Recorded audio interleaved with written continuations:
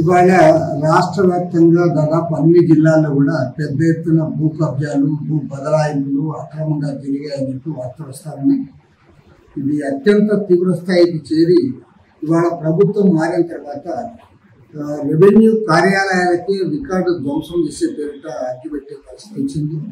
Madanapalle sub collector కార్యాలయంలో కొద్దిమంది అధికారులు, ఉద్యోగస్తులు, రాజకీయ నాయకులు కుమ్మక్కై ఈ రికార్డు ధ్వంసం చేసేకి తెగించారంటే పరిస్థితి ఎంత తీవ్రంగా ఉందో దీన్ని బట్టి దాదాపు అటు విశాఖపట్నం జిల్లాలో, కడప జిల్లాలో, అనంతపురం జిల్లాలో అన్ని జిల్లాల్లో కూడా పెద్ద ఎత్తున భూ బదలాయింపులు జరిపాయి. రాజకీయ నాయకులు, రెవెన్యూ అధికారులు కుమ్మక్కై అనేక మంది రైతులను, పేదలను బెదిరించి వాళ్ళ భూములు లాక్కున్నారు, అక్రమంగా రిజిస్ట్రేషన్ చేసుకున్నారు. కాబట్టి వీటన్నిటిపైన కూడా ఇవాళ బాధితులు ముందుకు వస్తూ ఉన్నారు. వాళ్ళందరూ కూడా సమీకరించడానికి రాష్ట్ర వ్యాప్తంగా సిపిఐ తరఫున పికప్ చేస్తూ ఉన్నాం. రేపు మదనపల్లిలో ఈ భూ బాధితుల సదస్సు కూడా ఏర్పాటు చేయడం జరిగింది.